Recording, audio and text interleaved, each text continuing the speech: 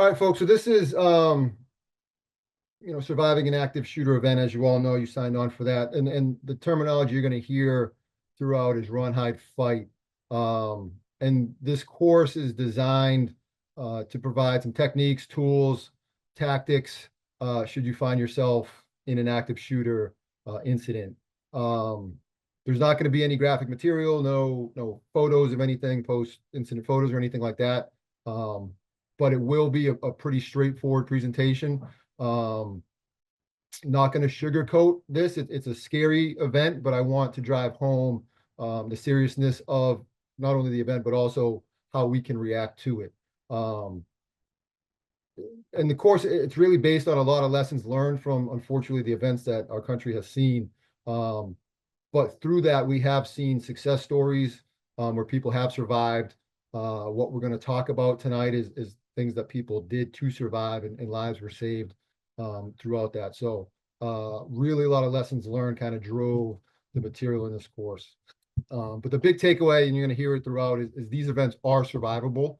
And we're going to talk about that more and more as we go on. So like Sandy said, if the questions come up, we'll take pauses throughout, make sure we get those answered. This is going to be pretty general in nature. Again, overarching big picture concepts and principles of what to do if you find yourself in one of these events. Fortunately, I can't get too specific. Our buildings are all different. Layouts are different and specific scenarios are different, but we can take these overarching concepts and layer it onto anything that we may find ourselves in. All right. All right, so these are kind of our speaking points for today. Understanding the threat, prevention, preparation, and practice. So we want to understand what the threat is and also what the threat isn't. Discuss some effective prevention methods. Again, things that have worked in the past. And a lot of it's going to talk about mentally preparing ourselves for the what if. What if this were to happen to me? What am I going to do? And that's part of that preparation. And the practice is we're going to practice that decision-making process. And we'll talk about how to do that, individually, as a small group, as a church, whatever it may be, where that decision-making process comes into play. So this is just the stats slide that we have. It's a little dated by a few years, but you can see that's an upward curve. We all see the news that unfortunately these numbers continue to rise each and every year. We see these events happening more and more, unfortunately. So these are most common locations where we find ourselves in active shooter events. Obviously, we're here, through the BCNE. It's going to be focused on our church's response, but individually, you can take these concepts and principles we're going to talk about tonight and layer them onto anywhere in your life, anywhere you regularly spend time. So these are our most common locations where these events tend to happen. So don't always think this isn't just for where we spend our Sunday mornings or wherever we're at our church building. It's for, your day-to-day where you find yourself. These situations can happen anywhere, and what we're going to talk about can be applied anywhere. So big takeaway is always be aware of your surroundings. So jumping into understanding the threat, this slide, it's the mind of an active shooter. These incidents are unlike other life-threatening situations like a fire or tornado or earthquake, even a robbery. An active shooter is essentially hunting people and trying to kill as many as possible. A lot of times that's their motivation. And on the slide here, you see they don't have human compassion. That's why they're coming into a building with a gun. Sometimes they value head count. They follow previous events and they're trying to get that number higher in their event, their incident. They usually don't have a lot of discretion on who it is. They're not going to show a lot of mercy. They tend to be well armed, somewhat well prepared. Some planning goes into what they're going to do. Some of them are intelligent. That's not necessarily true of all of them. They are motivated though. And the big takeaway is these events they're unpredictable. They evolve quickly. That's why this presentation is going to speak big picture, big concepts and principles, because if you apply those, you can survive despite the event being unpredictable and evolving quickly. If you stick to some of these principles, your chance of survival does rise. So by better understanding the threat, we can better mentally prepare ourselves. if this is the mind of an active shooter, where are we in our mind and in our preparation and our practice to be able to take the necessary actions to ensure that we survive the event. So on that, the attacker has a plan when he enters a store, a building, a church, to do that. So we want to have a plan. We're going to hear that a lot tonight, is having a plan. Typically, the only two reasons an attacker is going to stop is that they accomplish a goal or they're stopped before they can accomplish the goal. We're going to talk more about that as well. All right, so diving into prevention. There's some myths there. Nothing's 100%. There's talk out there of we'll just lock everything down and they can't get in. That's not necessarily true, and that can be kind of a falsehood and a myth. We've seen active shooters, shoot through a window or a glass door and enter that way, even though that's locked. But the number one myth that I want to drive home is that nothing can be done. We're just gonna not do anything and let what's going to happen. That is the number one myth of these events, that we can't do anything. What can we do at Island Pond? We have a security team. I'm sure many of you out there have a security team, and that can take many different forms and fashions, and happy to talk about that a little bit more at the end if we have questions about that, what a security team does. But generally, anybody and everybody on this call, if you see something, say something and do something about it. But there's no one size fits all fix. You can't sufficiently harden the building's physical exterior. We're not in an embassy overseas or something. We're here in New England, and our church buildings are our church buildings.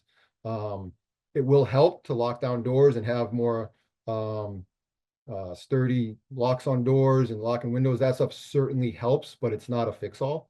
But again, the most dangerous is that nothing can be done. All these things are getting us prepared and can prevent, in some instances, these situations, but we do have to be more proactive.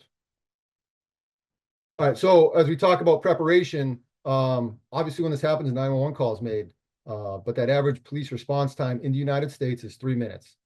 Depending on where you are, I know there's probably some rural churches on here, suburban and urban churches. Those response times are going to vary, but generally speaking, in the United States, average police response time is 3 minutes. I know in Hampstead, where our church is, on a Sunday morning, there's 1 or 2 cruisers on the road. Luckily, it's a small town. If something happens, they can get there relatively quickly, but resources and can become an issue as well. But the reason I bring that up is that those on the inside of the building are on your own until police arrive. And I'm not gonna, we've done this before in other classes, but just sit in silence for 3 minutes and kind of drive home how long that really is. But 3 minutes when there's an active shooter event going on can feel like 3 hours. So that time before the police arrive, the folks in our churches need to be able to keep themselves alive until the police can come and deal with the threat. And some of our actions are going to mean the difference between if we live or if we don't. And so we're going to talk about that. So the actions that we take in those first 3 minutes are going to save lives, especially if we go through this prevention and preparation and practice process that we're going to talk about. So moving on to the next slide. Yeah, sorry about that. So our natural reaction, I just want to talk about what typically happens, and this is our natural reaction. All humans have this in us. So everyone, I'm sure, has heard of fight or flight. It's actually fight, flight, or freeze. Studies have shown and science has proven that it's really fight, flight, or flee or freeze. That's just in our nature. It's human nature. It's animal nature. That's what we're going to do if we hear if something startles us. We're going to fight. We're going to flee. But there's probably a little freeze in there before anything happens. After we hear that, so if we hear that loud noise, what was that? We're going to probably freeze. We're going to listen to see what it was. Then we're going to analyze it. And as this is happening, this could be gunfire or anything that grabs our attention that way. But this is, again, our natural reaction. So after we analyze what it is, we're going to deny that can't be happening. That's not gunfire on a Sunday morning at my church, right? And then we're going to say, oh, it's probably firecrackers. Somebody's in the parking lot shooting firecrackers. That's the normalcy bias that you see on there, normalcy bias. Or somebody's playing a prank. that's not funny. Somebody's playing a nasty prank. And then we're going to look around and social proof. Nobody else is moving. Nobody else is reacting. So I'm not going to be the one to get up and run away and look foolish if this turns out to be nothing. The flip side of that social proofing is if we can speed up that natural reaction and understand what it is, if it's gunfire, and now people are moving quicker because we're social proofing off each other and validating our own thoughts. So that can be worked in a positive or a negative. And then finally we get to realization. You see how far down that list is. We finally realize that's gunfire at my church on a Sunday morning. And if we haven't developed a plan yet in advance, now we're developing our plan, which is going to be super limited by the effects of stress. And then you have to try to execute that plan, which most likely is going to be ineffective. So again, what we're trying to do with this course is speed up that process to get from that fight or flight or freeze, that's going to happen, and get down to realization and understanding that's not fireworks on Sunday morning at church.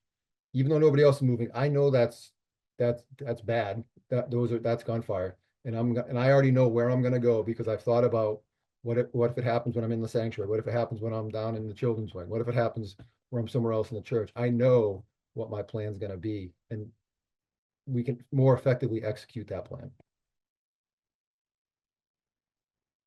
So with that in mind, wherever you go, make a plan.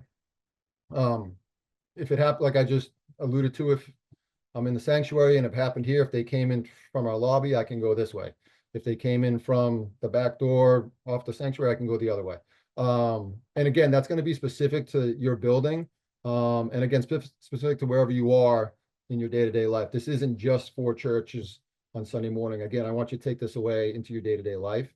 But those seconds matter. If we can train our minds and get that reaction time to happen a lot quicker, those seconds and split seconds and that amount of time will make a difference. The seconds matter to identify and respond quickly and effectively. That matters. So make sure you have a plan. If it happened here, then I would do this, and have a backup plan. Again, primary plan, backup plan. If you want to get a tertiary plan, great, but at least have a plan and a backup plan to know what's going to happen, and practice your plans. If possible, and I know some of you are in a group setting now, and maybe after you can do this, is physically walk through the plan. If I'm sitting here and I hear gunfire coming from this direction, I'm going to go away from it. I'm going to go the other way. What are my options? Where are the doors? Are we on the first floor? Can I go out a window? Things like that.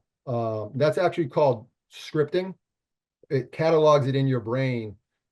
Even just not even walking through it, just sitting down where you are now, sitting at where you sit in the sanctuary every Sunday morning, or where you teach children's church, or wherever you are, just thinking through that plan, that can catalog that into your brain, and you'll be able to pull it.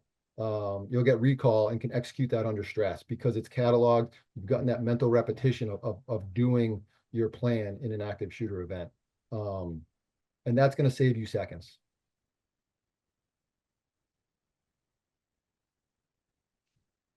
All right, so what's our best course of action, right? It depends. It's that answer that nobody likes, but is often the right one. It depends. Depends on where you are, depends on where the attacker is. Depends on the availability of safe escape routes. And that's only limited by your imagination. Doors and windows, obviously, and sometimes I give the example, you're out to dinner with your spouse or your significant other or friends, and an active shooter event happens, the kitchen's a great place to get out of there. Anywhere that can get you out of the space you're in is an escape route. We don't think it's the door I came into the room. We have to leave that room. Anything can be a safe escape route if it gets you further away from the attacker. Also depends on your degree of mobility, obviously, and how well you can move and how quickly you can move, but at least be moving, getting away from that threat. Again, there's no one size fits all, but these are kind of the big picture concepts that we can apply to wherever we're at. So that best course of action, it depends on a lot of factors. And those are things I want you to think about as you start coming up with that plan, the what if plan. What if it happened here? What am I going to do? Again, and that's that scripting that I talked about for recall under stress. These are the things to avoid. if we're found in one of these situations. You do not want to be a stationary target. Some of these people that do these events aren't highly trained. They're not highly technical with their firearms, and it's very hard to hit a moving target, even for trained people. So it's very hard to hit a moving target. Do not be stationary, regardless of mobility. If you can move, move to the best of your ability, and do not be a stationary target. More distance away from the attacker means less accuracy of the gunfire. You can create distance between yourself and the attacker. Their rate of accuracy will go down significantly. So do not be within a close range of the attacker. Please avoid that helpless and surrender mentality. Do not surrender to this person. Do everything you can to stay alive. We're going to be talking about run, hide, fight a little later, and how to do those things, but do everything you can to stay alive. Do not ever surrender to this person who's trying to hurt you and people you love. Please don't have that type of mentality, and avoid not having a plan. All right.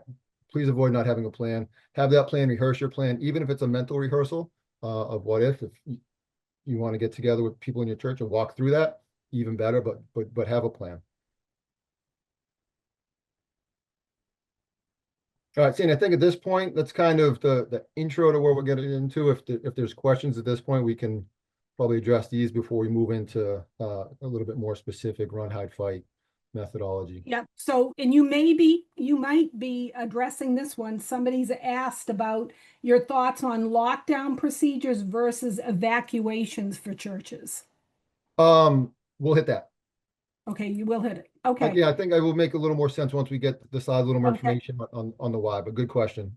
Great, great. So what I took away from the beginning here and is really underscoring the plan is having something thought out before it Absolutely. happens, right? Absolutely. Have your plan. And your plan is going to be, again, like the slide said, specific to your location, to your ability to move, to where the safe escape routes are. But having a plan is much better, much safer, much more survivable than not having a plan, for sure. Right, right. So I think that again, everybody on here just needs to be thinking about, what is that plan?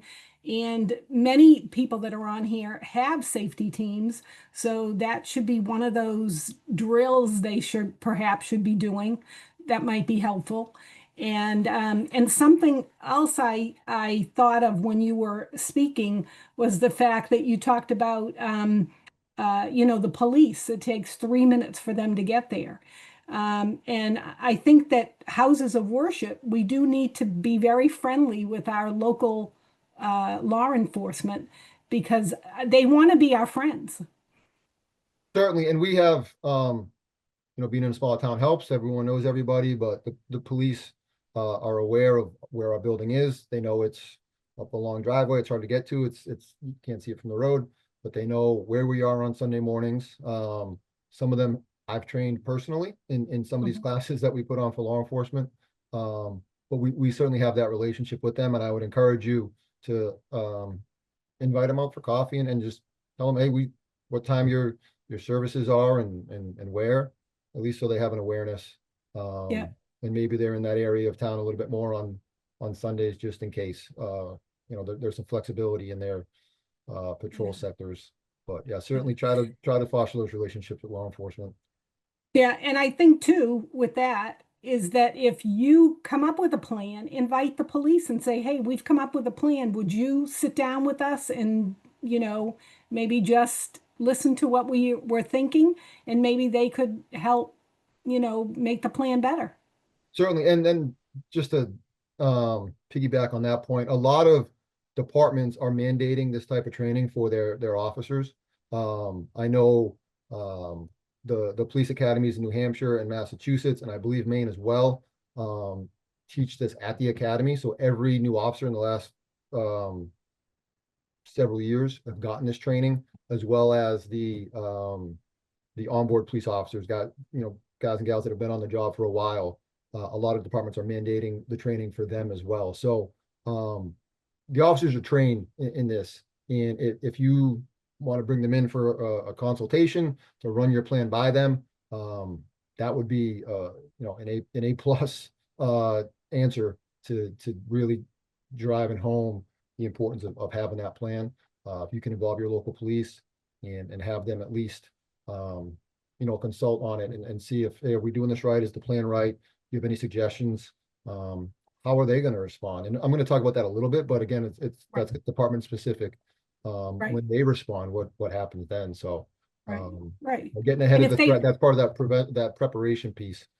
yeah, and if they've never been in your building, Certainly that's an invite them and issue. give them a tour and, Right, um, exactly, at least, again, exactly. that's that scripting for them as well. Right.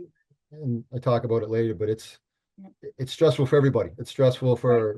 Yeah. for us in the sanctuary. It's very stressful for police who are running to that gunfire as everyone else is running away. So, Mhm. if they can get that mental scripting of your building and the layout, even better. That's going to help the response. Yep. And then one other question before you go on. Somebody has asked about so training, and you'll address this probably a little bit more, but what would you say for a small church with a small security team? What would you say in terms of what would be the minimum training that you would suggest? I would say at least get in a room and talk through it, walk through your building. Yeah. Are all the doors locked down? Where could somebody enter our building? Where are our vulnerabilities? Are there the doors made of glass? Are the windows easily accessible from the outside? Is everything locked down? At least have your building best, and you'll know some of Right. those vulnerabilities where somebody could get in. Mhm. You also know your building best and know the best escape routes to get out. So at the very least, identify those.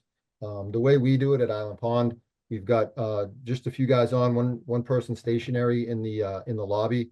The other person walks the building and they're told they're on walkie-talkies, but we kind of have an escalation of response. Because a lot of times somebody, unfamiliar just might be their first time at that church, and we're going to be a friendly face and say hello, and direct them where they need to go. Sometimes somebody might come in, maybe they had a problem with the church earlier and they just want to come in and yell at somebody. We can handle that and maybe get two people involved and de-escalate the situation. If we start seeing somebody coming in with a gun, where that first alarm 911 call is going to be made immediately. If we can see that person in the parking lot and we can start getting our response process. But really the way we treat it at Island Pond is we're kind of that first alarm to get this process, this response of run, hide, fight started. And the earlier we can identify a problem, we can get the 911 call made, we can get the active shooter call made within the building and get people moving. So as far as training, again, walkthroughs are great. Talking it out is great. If you want to designate a role player bad guy to walk into the building and now people can see, hey, he's here, I'm here, where should I go? And kind of just maximize the repetitions that way, with kind of Yep. a bad player role guy and Mhm. walk it through. We don't have to, doesn't have to be running around crazy, but walk and let people understand, oh, this makes sense. This maybe it doesn't make sense. Um, Right. those are all good options. We haven't done the walkthrough thing at Island Pond with the role player. Certainly we've walked our building and we have a good awareness there, but Right. just like the plan, any plan's better than no plan, any training is better than no training. But those are some ideas that I can stop my head. That's right. And one other question that just came up, plain clothes versus people on the security team in, really visible with, security team on their t-shirt or something like that. What do you say? We're plain clothes at Island Pond. Okay. Yeah. Um, there's certainly benefit to having a more overt presence. It all is going to depend on what your church is comfortable with and kind of the optics of having that. We're plain clothes. Mhm. We all know whoever's on the security team that day knows who we are, but not necessarily visitors to the church. Even members have said, I didn't know, we've had security, or I didn't know we were doing Right. security this week, or who was on. Um, Right. so that's how we approach it. But yeah, certainly if you deem it important enough, or if it is something that your church is comfortable with, and going more overt. Certainly there's pros and cons to both ways. I don't think, I don't feel too strongly about either one. Okay. But again, that's an internal discussion for your church to have. Okay, cool. All right, I'm going to disappear and you're up. Okay.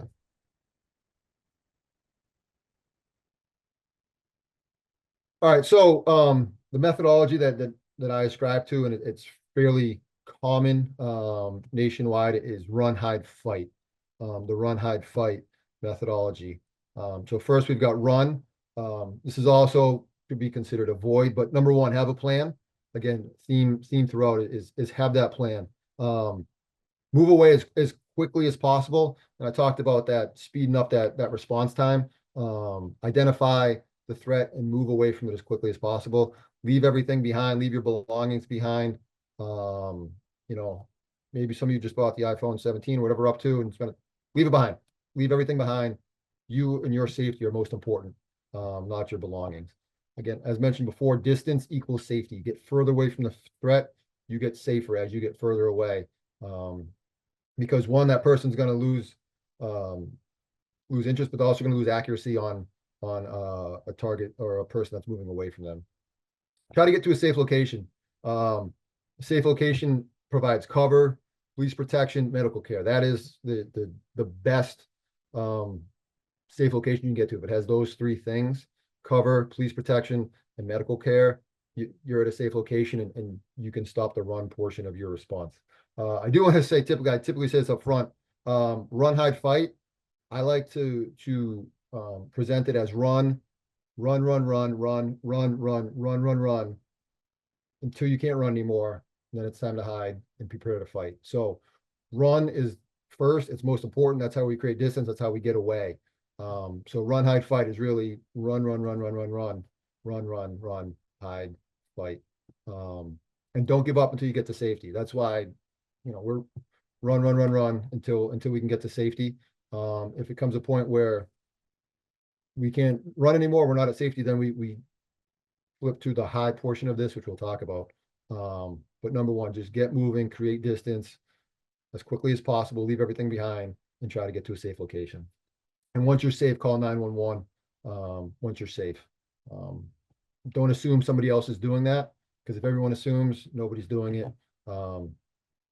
If the call's already been made, you're just another call. They understand what's going on at your location. And if you have a security team who's got eyes into the parking lot or to the points of access to the building, hopefully that 911 call's already been made. But don't assume somebody else has done that. When you're in a safe spot, make the 911 call. All right, so a safe location is cover is something that will stop bullets. A brick wall, an engine block in the parking lot, but cover stops bullets. Something you can hide behind that a bullet could get through is not cover, that's concealment.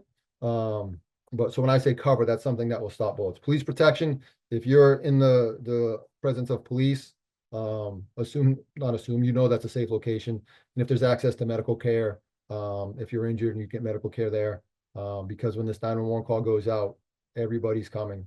Police, EMS, fire. So cover, police protection, access to medical care, you've reached that safe location.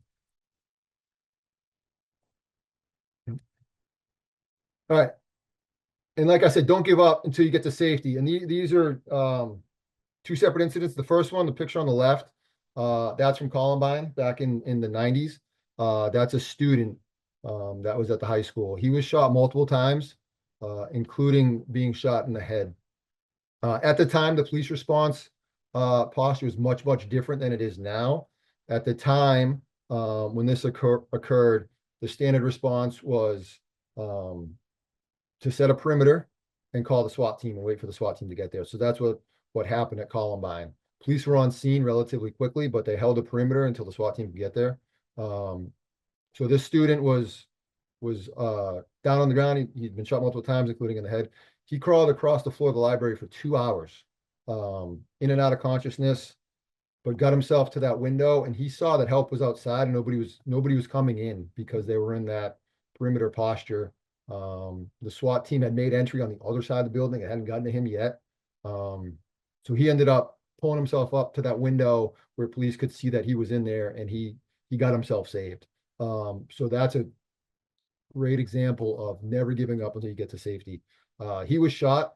His mindset was that he was going to survive, and he did what he had to do, but including crawling across the floor, in and out of consciousness, and was able to get himself saved.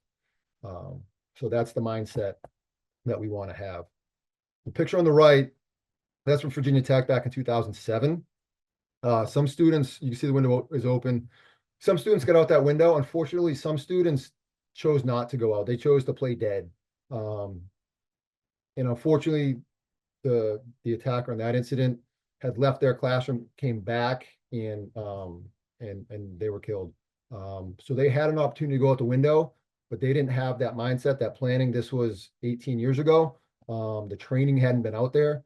Now a lot of these students are trained, unfortunately, at a younger age, and certainly by the time they get to college, there's a better awareness. But at the time, playing dead was thought to be an effective way to survive one of these. It proved not to be. And some of these students were in the first floor window that was open. They could have went out. So I say that just to show the difference between the two mindsets, and just having a plan versus not having a plan, and having a mindset, that survivability, never surrender mindset. All right, so that's the run portion, the run portion. All right, next is hide. If we come to this point, have a plan. Okay, continuing the theme of having a plan. Hiding does not mean to climb under a desk or a table. You know, if a child could find you during a game of hide and seek, then you're doing it wrong. The idea is to keep distance between you and the threat. You want to prevent the attacker from seeing you and from getting to you by locking a door, if possible, barricading the door with whatever's in the room, getting that in front of the door. You want to stay quiet and out of sight. Silence your phones. Get away from the door once it's closed. There's a possibility of the attacker trying to shoot through the door. We don't want to close the door and then stand behind it.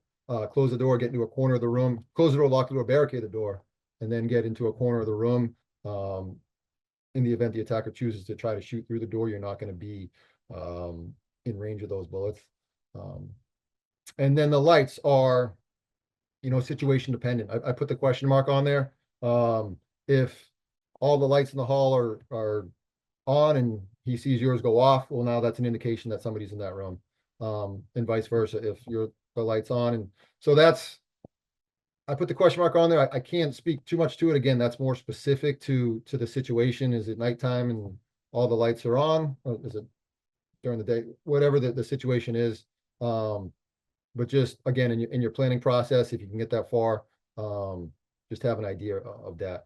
And hide is only used if there's no safe option exist. If you can't continue that run option, and then we're in the hide option. I put avoid on there because it's like I said, it's not just going where he can't see you. It's going where they can't see you and they can't get to you through a locked door, through barricades, through anything like that. So as we're hiding, this isn't necessarily a passive portion of our response. As we're hiding, we're preparing to defend ourselves. Identify any weapons that are in the room. That could be pencils, rulers, the Bible, chairs, fire extinguisher, anything that you can use to attack this person if they get entry to your hiding space. Again, have a plan. Teamwork and communication. And there's a more detailed slide on this later, but we want to control the weapon. If he can't control the weapon and get it pointed at somebody, he can't shoot somebody. We want to control the arms and the legs. Hit the person in the head, try to knock them unconscious. This is not going to be a fair fight. We're going to prepare to defend our lives because that's what's going to happen if they get entry into that room. So that's the hide portion of our run, hide, fight methodology. All right, fighting, have a plan. Okay, always have a plan. You have the right to defend yourself. At this point, somebody has entered your space, has shot either you or people you love. They're trying to take lives. You have a right to defend yourself. We want to try to take any attempt we can to incapacitate the shooter. It's not a fair fight. Poke eyeballs, fish hook in the mouth, private area, anything like that. It's not going to be a fair fight. You're fighting for your life. Do whatever you can to um to make sure you win the fight. Be aggressive, be committed, right? Your life's on the line. I want to have that mindset, have that plan. Touched on it before, improvised weapons, throw items at the shooter. That could be enough to get them to move on. But multiple people working together and fighting for their lives will make it almost impossible for that person to continue their attack and injure and kill more people. This is something that you can train with caution and practice with caution. We've done it before at Island Pond, and we do it in other folks. Role player bad guy with a broomstick, which can replicate a rifle or a long gun, and just talk about, hey, if this person comes into our hiding space, I'm going to grab the gun, control it if possible. If you can get that point in a safe direction, typically down towards the floor, even if he's able to press the trigger, those guns are going to impact the floor versus us. We want to try to control his arms. If he can't use his arms, he can't get that weapon pointed at us. We can grab him by the legs and take him down. He's not going to be mobile. And if we can get a shot to the head that either renders him unconscious or at least stuns him and staggers him a little bit, that's going to be good too. And then we can remove the weapon from his hands and take control of that person and essentially just hold them as best we can until police arrive. But any attempt to incapacitate the shooter should at least involve controlling that weapon if safe to do so, and then controlling the body of that individual. And again, not a fair fight. At the bottom you see there in caps, survive. Do everything you can to survive. But that's a practice we've done just to show what's it look like to point the weapon to the ground while somebody else is hit him in the head or grabbing his arms and legs. Again, at a walk-through pace to do it safely with your folks, but just to have folks see what that may look like. And again, that's if they've gained access to where you're hiding, but have a plan to do that to fight. All right. The firearms myth, are they dangerous? Yes. Are they invincible? No. They're machines. They break down. Some of these people, like I said, they aren't highly trained. They may not necessarily take care of their weapons. And there's a few ways that we can, sorry about that, that we can render these inoperable. So that's the rifle on there. The ejection port is where the spent rounds come out of the gun. If that gets blocked, that's going to cause a jam. Again, that's going to be caused by getting our hands on that center part of the weapon. If we try to grab the barrel of that weapon and point it down, not at the very end, that's going to be very, very hot. Although a burned hand would be better than being shot, but you're going to have a reaction to that to pull away. So try to grab that barrel, not at the very, very end of the muzzle. And a lot of pressure on that and pointed in a down direction, even if his finger's on the trigger, rounds will impact the ground versus people in the room with you. These can typically fire 20 to 30 shots, sometimes more, depending on the magazine capacity. But these rifles have a lot of moving parts. If they're not maintained and cleaned properly, they will malfunction. And again, we can facilitate that malfunction by getting our hands on that weapon, getting it pointed away, blocking that ejection port and causing a jam. All right, your pistol. If we can just grab that barrel, that's going to cause the gun not to fire. If we hold that slide firmly, it's going to cause a jam. This will be hot, not quite as hot as the rifle. You'd be able to maintain your grip on this, but if you see a hammer on the back of that, get your thumb in between there, that's some fine motor skills under stress. Again, I would recommend trying to get a grip of that pistol, get it pointed to the ground, get it away from people, as others in the room are starting to attack that person physically, and to just overwhelm that person. So that's how we can deal with firearms in that fight method. When I say control the weapon, these are some ideas and things to think about in your plan.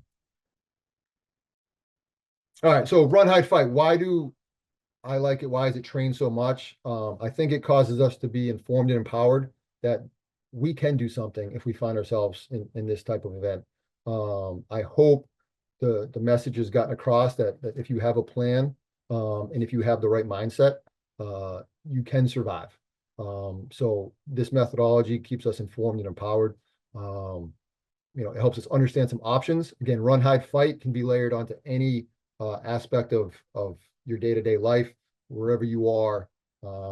Run, hide, fight, that option is all, those options are always there for you, no matter where you are. You just have to recognize it and have a plan to execute it.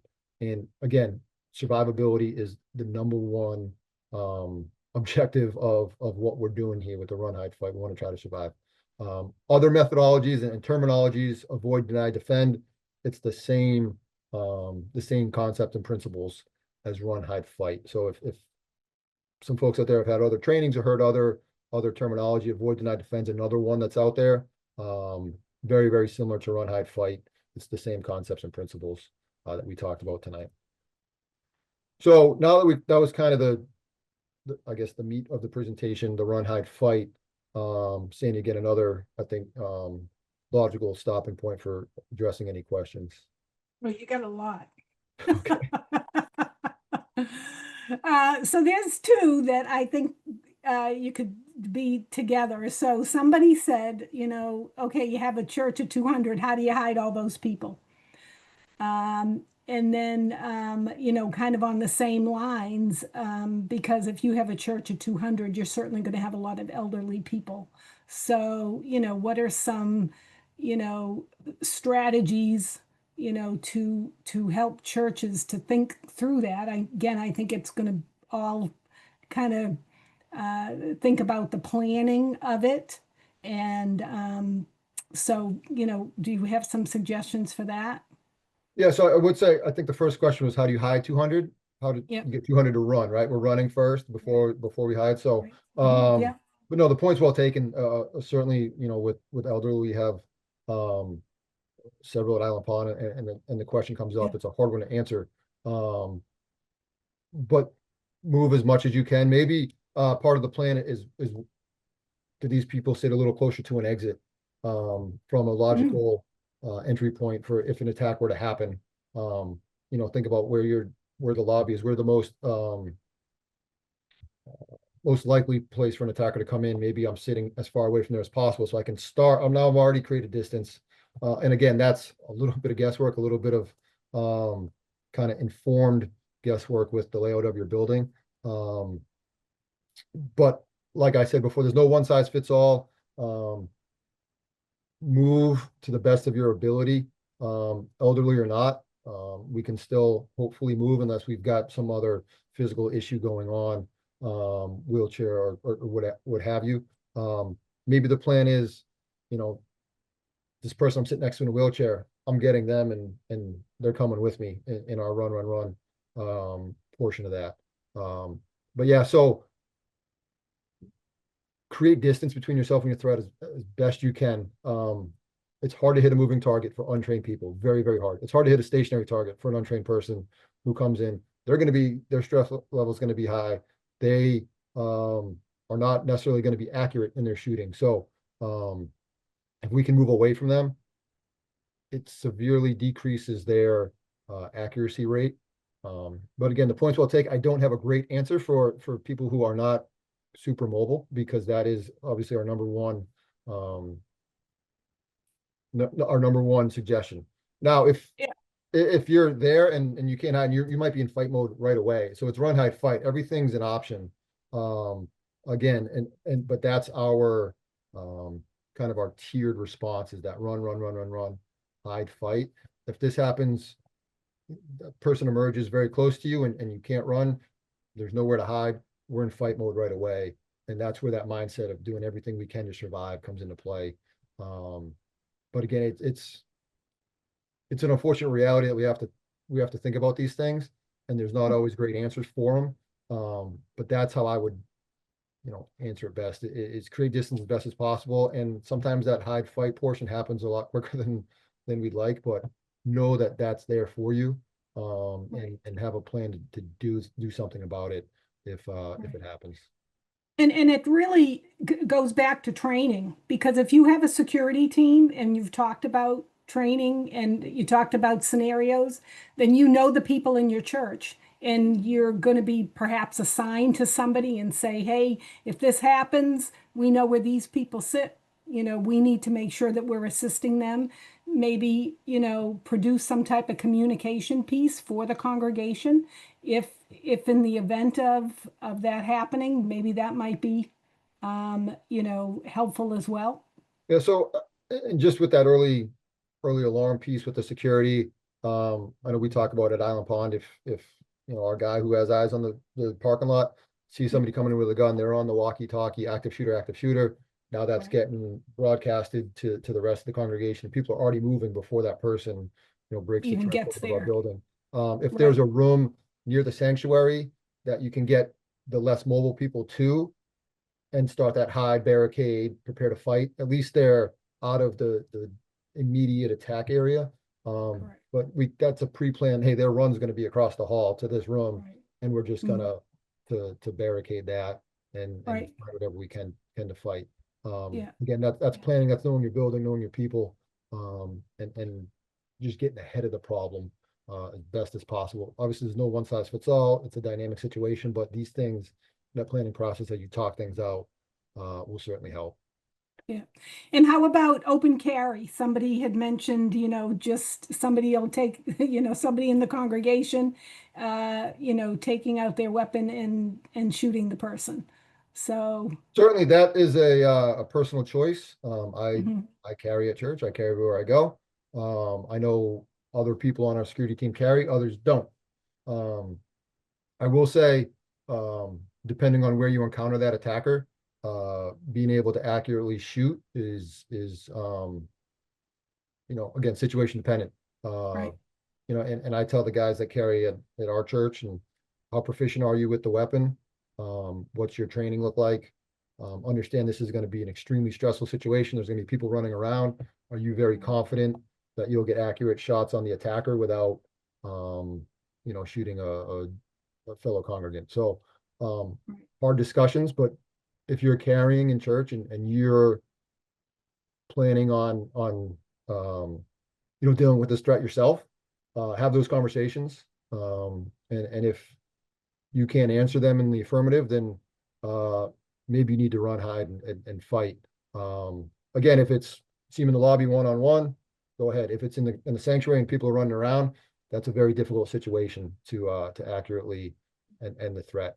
Um, And I think you underscore the fact that, and I say this all the time when I come out to churches to do training, people always ask me about that. And I say the people that are carrying in your church, they need to be trained to use the weapon. It just can't be somebody who just goes on the shooting range and just, for recreational purposes, because it's a whole different scenario when you get into a place, right?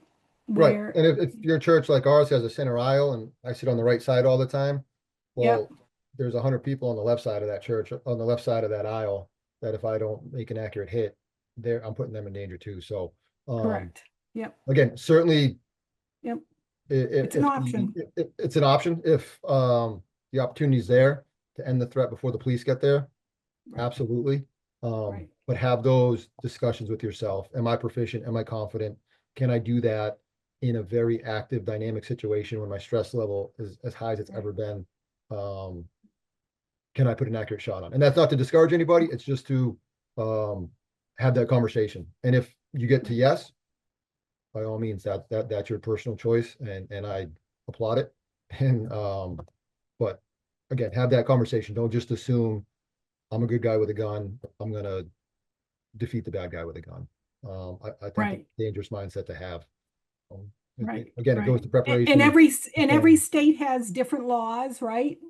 Right, yeah, that comes into play too, of course. So yeah, But yeah, if yeah, you're in a state so where you can correct. have your weapon in church, without breaking any laws, and that's what you Right. choose to do, just understand what that means if somebody comes in.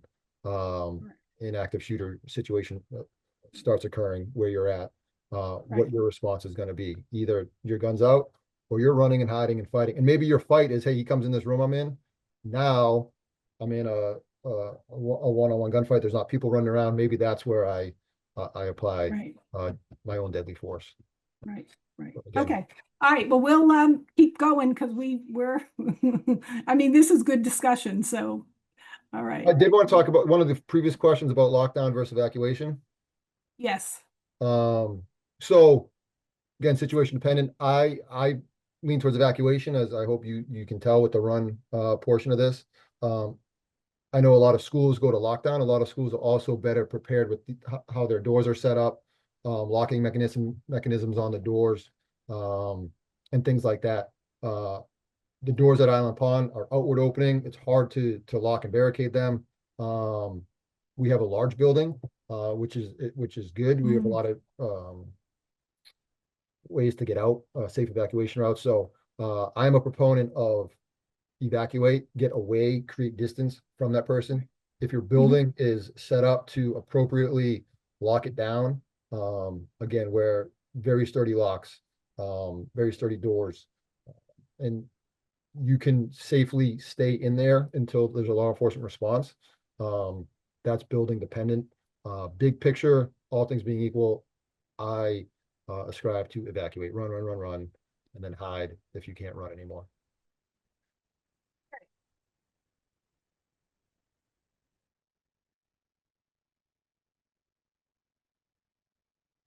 All right, so the event's over. At this point, this is a little plug for the Stop the Bleed campaign. It's put on by the American College of Surgeons. Stopthebleed.org is their website. They offer a free online course. They sell Stop the Bleed kits, emergency aid stations, and things like that. So why is this up here? Once the event's over, there's likely going to be people bleeding and possibly bleeding severely.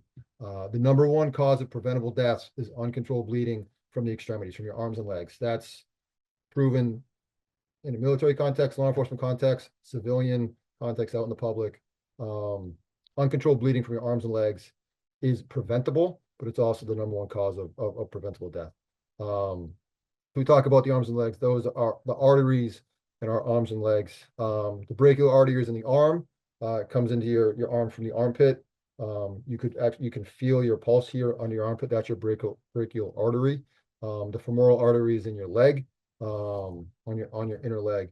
And again, without being in the same room with you all, I'm somewhat limited, but the stopthebleed.org is a great resource to check out. Take that free online course, and they can expand on what I'm touching on in this slide here. But it's unlikely in one of these events that a trained EMT or paramedic is going to be there in enough time to save somebody with an arterial bleed. Typically, somebody the loss of blood caused from arterial bleed can cause someone's death in 3 to 5 minutes, sometimes quicker than that. And a lot of different EMS services have different policies on whether they're going to come into that building because it's still considered a hot zone, or does that person have to get outside the building to the warm zone? Point is, the people inside the building are going to be on their own for medical support for at least a little bit. The police that show up, they all have basic life-saving training, but there may be more victims than officers, especially in a small town like Hampstead where I live. That could certainly be the case. So something has to be done. I'm just going to talk about some very basic options that we have to save ourselves and others from a preventable bleeding death until a higher level of care can show up on the scene. So number one, we want to use pressure points if possible. Like I said, that brachial artery comes out of your armpit, and you can feel your pulse there. Femoral artery in your leg comes out close to the groin, and you'd be able to get a pulse there if you just find that. So number one would be to get pressure points on that. If there's a wound to the abdomen or the chest, if we can get a first aid kit, we're going to try to pack that with gauze as much as we can, get pressure on it. But that's going to be a higher priority to leave the building and get into an ambulance to a higher level of care. if we have a wound in the center of the body. But if available, use a tourniquet. This is something in that planning process. Maybe we have tourniquets at the church. We do at Island Pond. Certainly had a lot of additions to the security team, but most of the security team is at least familiar with a tourniquet and how to apply it. They can be extremely effective. A tourniquet should always be placed as high in that extremity, so in the arm, as close to that armpit as possible, as close to the groin as possible, and the leg as high as possible and as tight as possible. We want to make sure there's no bulky items underneath, which comes into play more on the legs with what people carry in their pockets, keys and phones and whatnot. So we'd want to try to clear that out. And again, Stop the Bleed is a great resource for a little more detail on tourniquet application and the use of tourniquets. But essentially, that tourniquet is going to compress the artery up against the bone, the humerus bone or the femur bone in your leg, to cut off the flow of blood in that situation. So again, planning process for you security team leaders out there, consider having tourniquets on site just in case, and going through a familiarity and training with those. All right, mentioned earlier, calling 911. What information do we need to transmit to the 911 operator? The location of the active shooter, obviously, for me, Island Pond Baptist Church. The number of shooters, it's something like 98.5% of these events are done by one active shooter, one shooter. So that's just a stat that is proven to be true. The physical description of the shooters, at least male or female, and a description of clothing if possible. If you can, number and type of weapons, and a number of potential victims would be important, just because that gets the ambulance response coming, the EMS response, how many they're sending from how many the surrounding area. But if you're on the phone 911, at least this basic information should go out. That's going to help the response, not only the police response, but also the medical response, which becomes very important once the threat is over, the medical response. And again, this is part of the law enforcement training and a rescue task force setup that we talked about, how police and EMS integrate at the end of one of these events or during one of these events.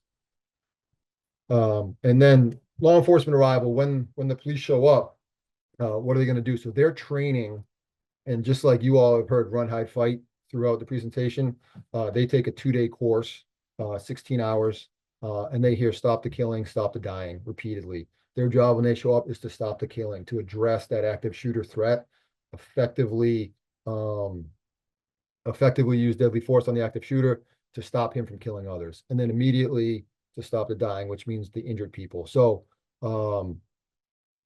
you could encounter the police while you're running, while you're hiding. You could encounter them after the attacker has already been dealt with. So just understand that they're coming in, just like it's the worst day of your life, it's the worst day of theirs too. They're highly stressed coming into this. Hopefully they're trained. Again, this training's been pushed very strongly for years now. So most officers, especially in the urban and suburban areas, should be trained. But when they enter, follow all their instructions, answer all their questions as calmly as possible. Keep your hands visible. Law enforcement officers are trained to see people's hands, because that's the hands hold weapons, and the weapons are what could hurt us. So keep your hands visible at all times. Try not to make any quick movements, especially towards them, because that's going to be alerting to them, especially in one of these situations. Hopefully the physical description went out accurately. If it didn't, and you're close to, if it came out black shirt or red shirt, how many people in a church of 300 are wearing a red shirt? So just understand that they're going to come in and do the job the best they can with the information they have, but don't make it harder on them by quick movements and pointing, yelling, screaming. Try to stay as calm as possible. I know that's may sound difficult to do, and it is, but just understand now the police are here. Things are at least getting a little bit better, and help if asked. So previous slide said there may be more victims than offers that show up on scene. If an officer tells you to put pressure on somebody's wound, you got to put pressure on somebody's wound. Help if asked, and that's part of the training that they go through too. If they enter an area and there's more victims than police, they're asking who has medical training. Obviously, those people are going to prioritize to help. If nobody, you may get thrown a tourniquet and told to put it on. these are things that they're taught in the training. So be prepared to help if asked, especially if there's a lot of injuries.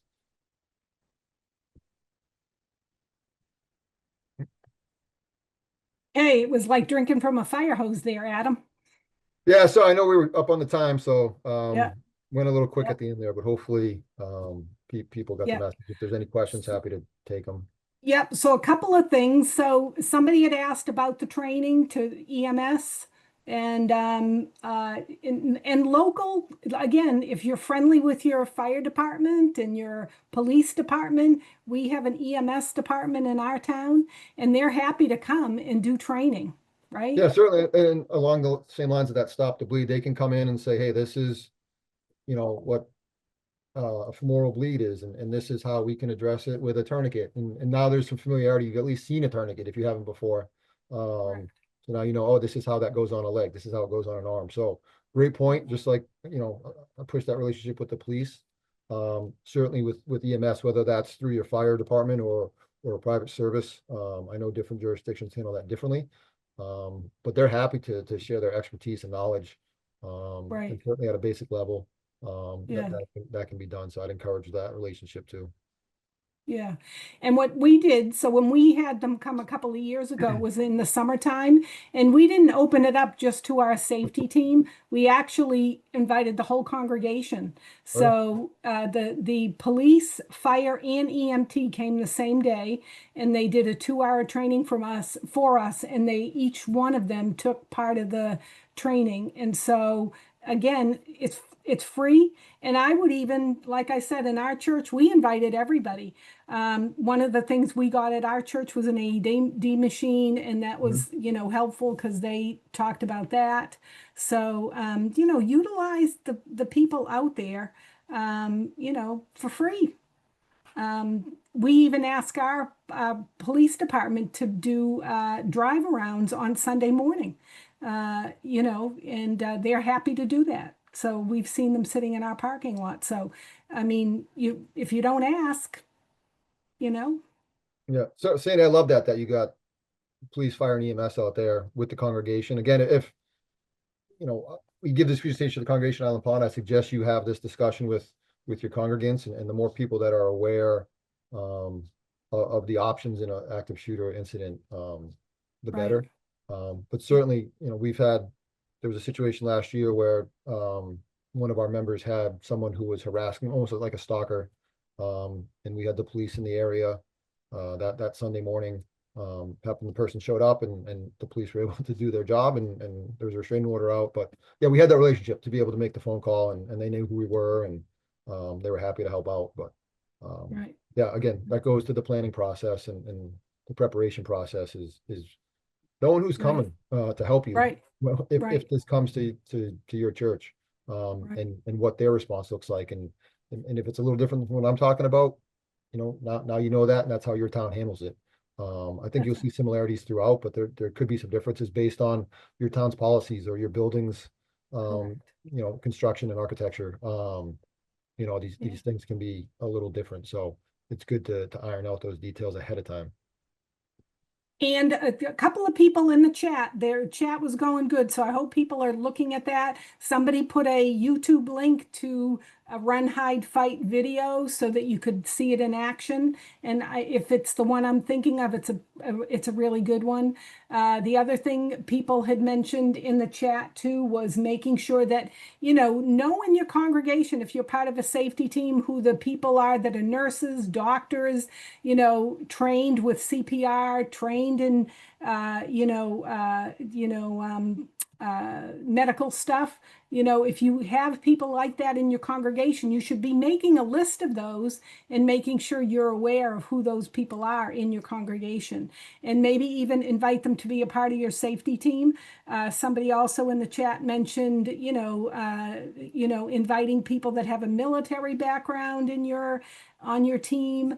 You probably want to vet that team because sometimes, you'll get people that are, that are way over the top and, might not have the same values as what your church is looking for. So just be careful of that. But those are things that you can do. Have a job description, screen people. I don't know how they do it at Island Pond, but, those are things that you need to be thinking about. But, might be something you can address. Yeah, what we've done is, and myself and with the assistance of a few deacons, put together basically a job description, Okay. more roles and responsibilities type thing, what we're looking for. And again, it's awareness of the parking lot, making sure the doors are locked, we're walking around. I talked about that escalation of our response. Are we just a friendly face because somebody's there for the first week and they're not a threat? We don't recognize them, but is somebody coming in agitated because they had an issue? Another thing that we do on the security team, and this, my wife is the director of our children's ministry, so this happened years ago, but there was a custody issue with a family in town. So we knew that dad was not supposed to be with the kids that week, and there was whatever the incident was. But if we saw dad, that was a problem.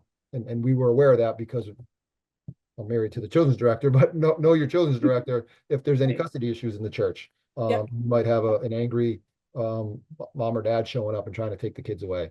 And let the security team know and what that response looks like. Is there a restraining order? Are we calling the police? Or is this just a kind of a nasty situation where we need to be able to talk it out and de-escalate and get that person on their way?